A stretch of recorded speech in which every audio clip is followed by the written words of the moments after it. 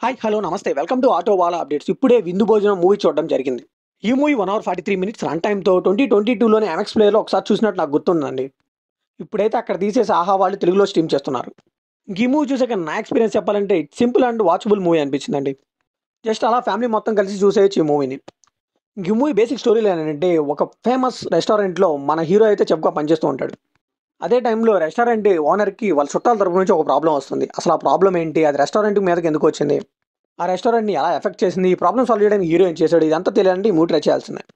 ఇంక ఈ మూవీలో పాజిటివ్ విషయానికొస్తే స్టార్టింగ్‌లో ఒక ప్యాషన్‌తో వెళ్తాడు ఈ హీరో. అండ్ తర్వాత వెంటనే ఒక క్యూట్ లవ్ స్టోరీ, అండ్ తర్వాత ఒక ప్రాబ్లమ్, అండ్ తర్వాత ఒక ఛాలెంజ్. ఇలా మూవీ ప్రోగ్రెస్ అవుతూ వెళ్తూ ఉంటుంది. సో, ఇలా ఒక సిట్యుయేషన్ ఎండ్ అయ్యేలోపు ఇంకో సిట్యుయేషన్ ఫార్మ్ అవుతూ ఉంటుంది. ఇలా ప్రోగ్రెసివ్‌గా ఉంటే మూవీ అయితే కొంచెం చూడబుద్ధి అవుతుందండి. సో, ఇలా సింపుల్‌గా, క్లీన్‌గా మూవీ వెళ్ళిపోతూ ఉంటుందండి. ఇంకో పెద్ద ప్లస్ పాయింట్ ఏంటంటే ఈ మూవీలో హడావిడేం లేకుండా ఉన్న బడ్జెట్‌లోనే తక్కువ క్యారెక్టర్స్‌తోనే చాలా నీట్‌గా తీశారు ఈ మూవీని. నన్నడిగితే ఎవరైనా తక్కువ బడ్జెట్‌లో మూవీ తీయాలంటే ఈ మూవీని రిఫరెన్స్‌గా పెట్టుకొని తీసుకుంటే బెటర్ అండి. ఉన్న బడ్జెట్‌లోనే ఎంత క్లీన్‌గా తీయొచ్చో బాగా చూపించారు. ఇక రన్ టైమ్ కూడా చాలా తక్కువ కాబట్టి ఈజీగా చూసేయొచ్చండి. ఇంక హీరో, హీరోయిన్ చాలా కొత్త వాళ్ళనుకుంటా. కానీ చాలా బాగా చేశారు పర్ఫార్మెన్స్ అయితే. ఇంక ఈ సినిమాలో క్యారెక్టర్స్ కూడా పెద్ద హడావిడి ఏమి ఉండవండి. అన్నీ తక్కువే ఉంటాయి. తక్కువ ఉన్న వాళ్ళు కూడా చాలా బాగా చేస్తారు.